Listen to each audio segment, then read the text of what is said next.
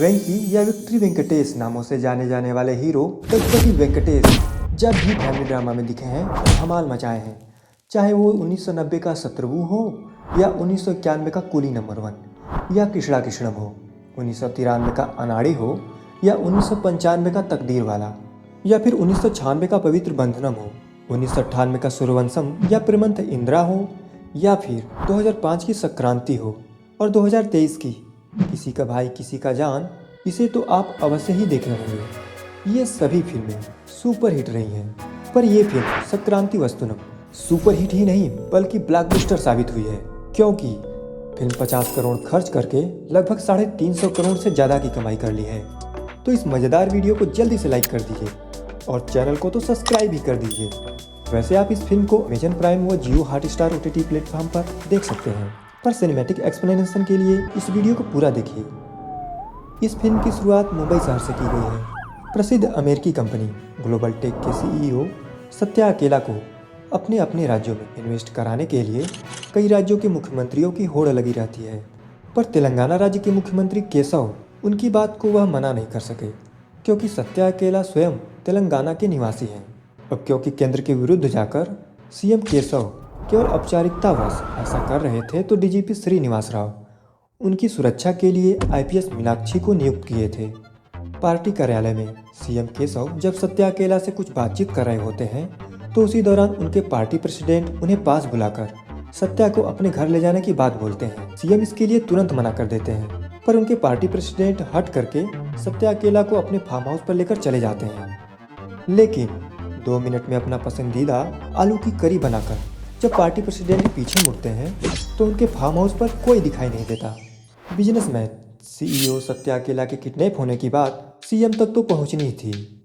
शुरू में तो CM शांत दिखाई पड़ते हैं, लेकिन जब उनके पार्टी प्रेसिडेंट उनके इस स्वभाव पर व्यंग मारते हैं, कटाक्ष करते हैं, तो वह अपने पार्टी प्रेसिडेंट पर भड़क जाते हैं, उन पर बहुत गुस्सा करते हैं। वही IPS मीनाक्षी अपहरण करने वाले गैंग के बारे में CM को जानकारी देती हैं। उनके अनुसार पांडे गैंग और नायक गैंग आपस में अक्सर झगड़ते रहते हैं, पर एक दिन पुलिस को गुप्त सूचना देकर नायक गैंग पापा पांडे को जेल भिजवा दिए। छोटा भाई बिरजू पांडे अपने भैया पापा पांडे को जेल से छुड़ाने के लिए ऐसी किडनैपिंग की तैयारी किए थे। CM को जब इस बात की जानकारी होती है, तो वह तुरंत चेरापल्ली जेल के सुपरिटेंडेंट जॉर्ज एंथनी को बुलवाते हैं, पर जॉर्ज एंथनी एक सच्चा और कर्तव्यनिष्ठ अफसर थे, तो वो अनाधिकृत तरीके से पापा पांडे को छोड़ने वाले नहीं थे। वो इसके लिए मना कर देते हैं। अब क्योंकि बात बाहर न फैल जाए, इसीलिए CM केशव उनका आधी रात को टेस्ट ले रहे थे। ऐसा झूठ बोलकर जॉर्ज एंथनी से तब तो छुटकारा पा लेते हैं, पर CM के पास पापा पांडे को जेल से भगाने के अलावा और कोई रास्ता दिखाई नहीं पड़ रहा था। तभी उन्हें DGP श्रीनिवास राव एक पुलिस अफसर के बारे में बताते हैं। उस अफसर की सच्चाई, निष्ठा और कारनामों की कहानी सुनकर CM केशव चकित रह जाते हैं, इसीलिए उन्हें तुरंत बुलाने को कहते हैं। पर DGP बताते हैं कि विभाग उन्हें उनके किए गए इनकाउंटर्स के कारण डिसमिस कर रखी है, अब तो वो बुलाने से भी नहीं आएंगे। लेकिन तभी मीनाक्षी CM से बताती हैं, अगर वो बुलाएंगी तो वो अवश्य आएंगे, क्योंकि वो उनके पूर्व प्रेमी हैं। CM तुरंत DGP और IPS अधिकारी मीनाक्षी को रत्नागिरी वाइडू राजू उर्फ चिन्ना राजू के घर भेज देते हैं। पर यहाँ रत्नागिरी में चिन्ना राजू की अलग कहानी चल रही थी। मरते दम तक मीनाक्षी का इंतजार करने की बात बोलने वाला अब 4 नन्हे मुन्ने बच्चों के पिता बन चुके हैं।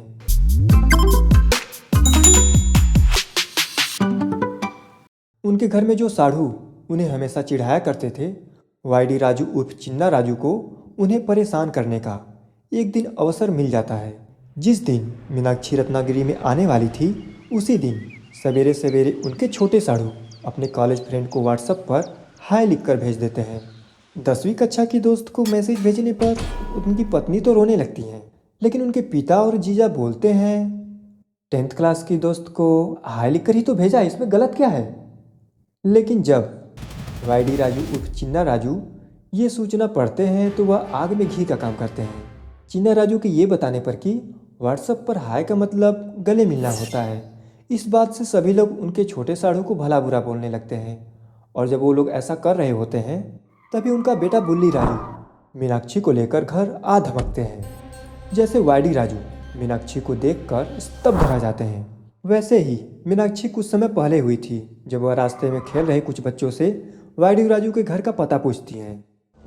और तब मीनाक्षी गाड़ी से उतरती है और गाड़ी से उतरकर हाय बोलते हुए वाईडी राजू से हाथ मिलाती है। तो ये सुनकर वाईडी राजू की पत्नी भाग्यलक्ष्मी रोने लगती हैं, क्योंकि कुछ क्षण पहले वाईडी राजू सभी को विश्वास दिलाए थे कि हाय का मतलब गले मिलना होता है, पर अब तो वो बुरी तरह से फंस चुके थे। उनके दोनों साढ़ू और सालियों को उन्हें सुनाने का मौका मिल जाता है। इतना ही नहीं, उनके ससुर उन्हें डांटने में कोई कसर नहीं छोड़ते, क्योंकि अब जाकर ऊंट पहाड़ के नीचे मिला था। लेकिन भाग्यलक्ष्मी से ये सब सहा नहीं जा रहा था, इसीलिए वो अपने पिताजी को चुप करा देती हैं और जीजा को डांटने लगती हैं। तभी बुल्ली राजू माँ से पापा को छोड़ने को कह देते हैं। इस पर भाग्यलक्ष्मी उन्हें रुकने को बोलकर वाईडी राजू से प्यार से बात करती हैं और उनकी पूर्व प्रेमिका की प्रेम कहानी विस्तार से बताने को कहती हैं।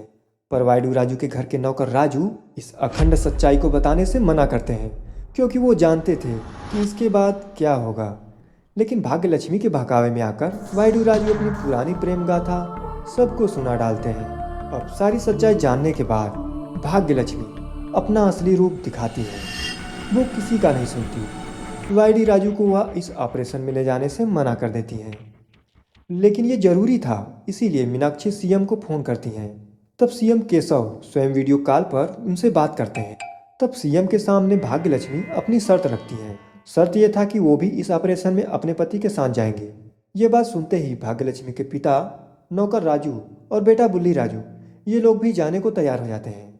लेकिन सीएम कार्यालय में सीएम को सैल्यूट करने के दौरान वाईडी राजू का शरीर अकड़ जाता है। सीएम तुरंत अपना पारिवारिक डॉक्टर बुलाते हैं। डॉक्टर आते ही पल्स चेक करते हैं, लेकिन सीएम केशव बताते हैं कि पेशेंट वो नहीं, उनके सामने है।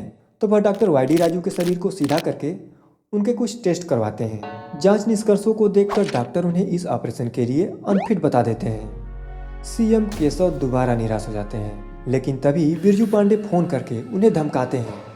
सीएम केशव वाईडी राजू के कारनामों की कहानियां डीजीपी से सुन रखे थे, इसीलिए वाईडी राजू का शरीर अनफिट है तो क्या हुआ, उनके तेज तर्राक दिमाग के बल पर उन्हें पापा पांडे को जेल से बाहर निकालने को कहते हैं। तो वाईडी राजू मीनाक्षी की मदद से जेल में कुछ कैदियों को उकसाते हैं। मारपीट शुरू हो जाता है। वो आपस में लड़ने लगते हैं और लड़ते हुए पापा पांडे को घायल कर देते हैं। वहाँ तुरंत मानिक राव आते हैं, पर वो कुछ करने के बजाय जॉर्ज एंथनी का इंतजार करने लगते हैं। जॉर्ज एंथनी आते ही गोलियां चलाकर सभी को भगा देते, पर बंदूक अटक जाती है। बंदूक ठीक करने के दौरान कैदी उन्हें खींचते हुए अंदर लेकर चले जाते हैं और उनके ऊपर जमा हो जाते हैं, पर किसी तरह गोलियां चलाकर सभी को हटा देते हैं और एक कैदी को थप्पड़ लगाकर बोलते हैं, डिसिप्लिन किधर है? पापा पांडे, हेलो मानिक राव, ये तो सीरियस है, हॉस्पिटल ले जाइए, इमरजेंसी है। लेकिन अस्पताल ले जाते समय जॉर्ज एंथनी मानिक राव से बात करते हुए इस मारपीट के असली कारण को समझ जाते हैं। वह समझ जाते हैं कि पापा पांडे को जेल से भगाने का ये किसी का चाल हो सकता है।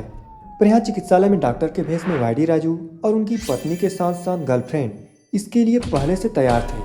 पर एक बार के लिए मानिक राव की शेरलॉक होम्स जैसी तेज तर्राक दिमाग से वाईडी राजू लगभग फंस ही चुके थे। लेकिन जॉर्ज एंथनी खुद को ज़्यादा समझदार समझते थे, इसीलिए डॉक्टर्स को अपनी अपनी आईडी दिखाने से मना कर देते हैं। वाईडी राजू बाल बाल बचते हैं, लेकिन वाईडी राजू जेलर जॉर्ज एंथनी को ऐसा बेवकूफ़ बनाते हैं कि वो उन डॉक्टर्स के भेष में किडनैपर्स को पकड़ने की ठान लेते हैं। इधर वाईडी राजू पापा पांडे को लेकर रास्ते में कहीं दोनों भाइयों की आपस में बात करवाते हैं। जेल में मारपीट के दौरान पापा पांडे के गर्दन में चोट लगी थी, इसीलिए डॉक्टर के बताने पर बिरजू अपने भाई को बोलने से मना करते हैं और आराम करने को बोलकर उनके व्हाट्सएप लोकेशन से आने को कहते हैं। लेकिन यहाँ पर एक दुर्घटना हो जाती है। भाग्यलक्ष्मी सभी को घी, चावल, अचार से बना खाना देने के बाद पापा पांडे को खिलाने ले जाती हैं। पापा पांडे का पेट खराब था, इसीलिए वो मना कर देते हैं। लेकिन जब इसके लिए मीनाक्षी उन्हें मना करती हैं, तो वह पापा पांडे को खिलाने पर जोर देने लगती हैं और हाथ से छूने जैसा धक्का मार देती हैं। पापा पांडे का संतुलन बिगड़ जाता है, पैर फिसलता है और सीधा ऊपर, मतलब पापा पांडे का प्राण पखेरु उड़ जाता है। इतना कुछ हो जाने के बाद भी कौवे को देखकर माँ बेटा हंसते हैं। इससे गुस्से में मीनाक्षी अंग्रेजी बोल बोल कर उन्हें डांटती हैं, लेकिन भाग्यलक्ष्मी को कुछ समझ में ही नहीं आ रहा था। पर जो वाईडी राजू उन्हें डांटते हैं तो भाग्यलक्ष्मी बोलती हैं, हाँ बस कीजिए, हम क्या किए उनके साथ? उन्हें चाकू से मारे या पत्थर से, बताइए हमें। मैं तो बस प्यार से धक्का देकर कह रही थी। ओह माय गॉड, ये कोई घर की बालकनी है जो आप यहाँ खड़े होकर झांक रहे हैं? बगल में हो ये। और आपको क्या हो गया है? धक्का दे दीजिए, सबको धक्का दे दीजिए, हमें भी धक्का दे दीजिए, सारा खेल ही खत्म हो जाए। तो कुल मिलाकर ये बात सीएम को भी पता चल जाती है। सीएम के सब गुस्से में सभी को डांटते हैं, अपने पार्टी प्रेसिडेंट के साथ साथ सभी को जेल में डालने की धमकी देते हैं। इस पर बुल्ली राजू गुस्सा हो जाते हैं। वो कुछ बोलते हैं कि वाईडी राजू उन्हें रोक लेते हैं, पर सीएम केशव उस प्यारे से बच्चे को बोलने देने को कहते हैं क्योंकि वो बच्चे की बात सुनना चाहते थे। पर वाईडी राजू जानते थे कि मुंह खोलते ही उनका बेटा सीएम को कितनी गालियां देगा। जैसा कि 3 दिन पहले बुल्ली राजू गांव वालों के साथ साथ गांव के मुखिया को भी भर भर के गालियां और धमकियां दे रहे थे। और तब सीएम केशव उन लोगों को जेलर जॉर्ज एंथनी के बारे में बताकर तुरंत एम्बुलेंस छोड़कर दूसरी गाड़ी में भागने को कहते हैं। थोड़े ही समय में एम्बुलेंस वाली जगह पर जॉर्ज एंथनी गाड़ी से उतरते हुए बैकअप बोलकर अपने पीछे आने को कहते हैं। पर मानिक राव ध्यान से देखकर बोलते हैं, सर लगता है वो लोग ये गाड़ी छोड़कर भाग गए। इस बार तो जॉर्ज एंथनी चिढ़ जाते हैं, इसीलिए गुस्से में बोलते हैं, आ गए फिर से शर्लॉक होम्स। क्या आप अंदर देखे हैं? अगर एम्बुलेंस सीट के नीचे छिपे हों तो? हम बोले थे गाड़ी में कोई नहीं है। मानिक राव, हाँ सर। ठीक हमारे यहाँ आने से पहले वो लोग निकल गए, यानी कि इंफॉर्मेशन लीक हो गई। इसका मतलब हम में से ही कोई एक गद्दार है। मानिक राव, आप तो नहीं? सर हम नहीं है सर। कैसा बिल्ली सा आवाज़ है। हम नहीं है सर, हम नहीं है सर। इस आवाज़ में थोड़ा दम चाहिए। दम? हाँ दम। हम नहीं है इतना दम ठीक है। क्या बोल रहे थे सर? मेरी आवाज़ बिल्ली की तरह है? परेड मैदान में बगैर माइक के 10,000 लोगों को एक ही बार में बोलते हैं, सावधान, विश्राम, पीछे मुड़। और आप बोल रहे हैं कि मेरी आवाज़ बिल्ली के जैसी है? बॉस, लकड़ी का पुल। बॉस, क्या इतना ठीक है दम? या और? नहीं नहीं नहीं नहीं, मैंने कुछ बोला नहीं, मैं कुछ अब बोलूँगा नहीं। क्या आवाज़ है मानिक राव? आवाज़ अंदर तक पहुँच रही थी। अब चलिए अपना काम करते हैं। वो लोग इसी रास्ते से गए होंगे, हमें उन्हें पकड़ना है। With due respect a lot of base. Okay sir. इधर वाईडी राजू रास्ते भर अपनी पत्नी और गर्लफ्रेंड की झगड़े सहते रहते हैं। इन दोनों की लड़ाइयाँ देख देख कर धीरे धीरे उनमें भी गुस्सा आने लगता है। और जब एक चाय की दुकान पर दोनों लड़ रही होती हैं तो वाईडी राजू कंट्रोल नहीं कर पाते और गुस्से में एक हाथ मारकर दीवार तोड़ देते हैं। श्रीनिधि और भाग्यलक्ष्मी दोनों भौचक्क रह जाते हैं। डॉक्टर भी ये देखकर बिल्कुल हक्का बक्का रह जाते हैं। वह जब वाईडी राजू ये देखते हैं तो उन्हें भी विश्वास नहीं होता कि वो ये कैसे कर दिए। पर डॉक्टर उन्हें बताते हैं कि उनका शरीर लेवल 1 पर आ गया है।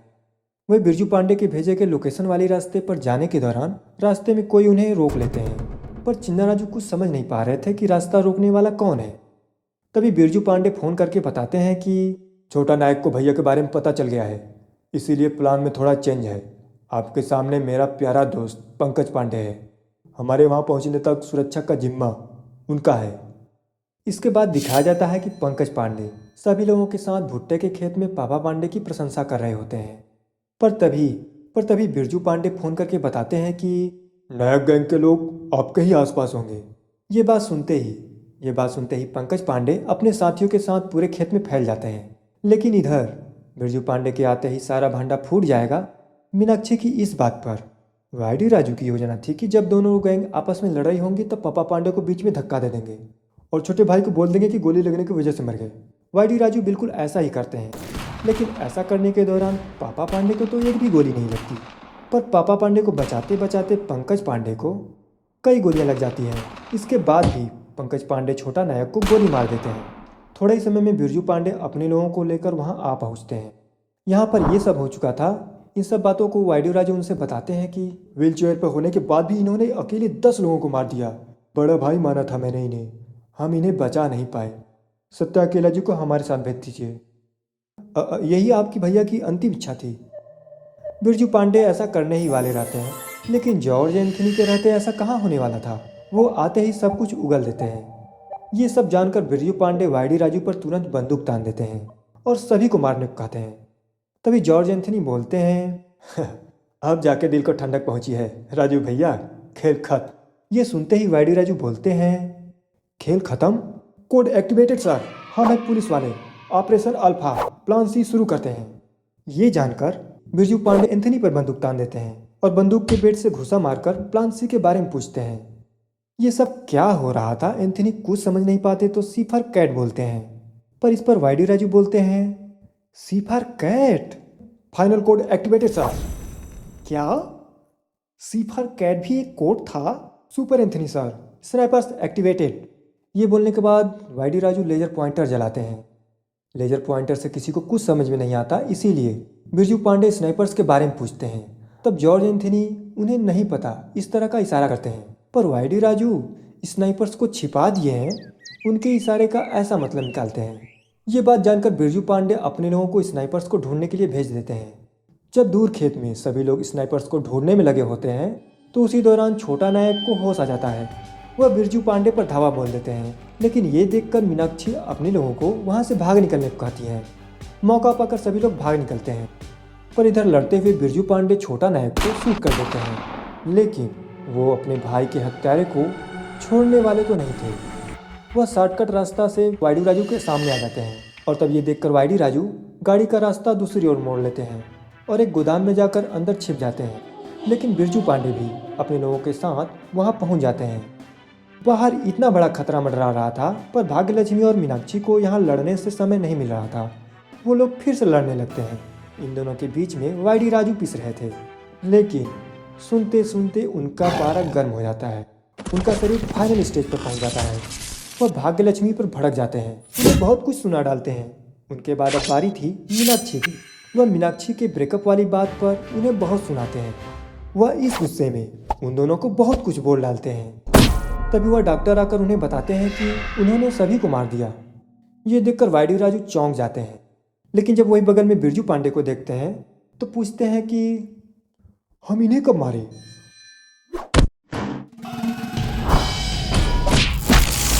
इतना सब कुछ हो जाने के बाद finally CM Keshav CEO Satya अकेला को दिल्ली भेज देते हैं। यहाँ पर यह फिल्म समाप्त हो जाती है। यूए प्रमाणित यह फिल्म 2025 में संक्रांति के दिन रिलीज हुई थी। 50 करोड़ की बजट वाली इस फिल्म को अनिल रविपूदी जी लिखे हैं और निर्देशित भी किए हैं।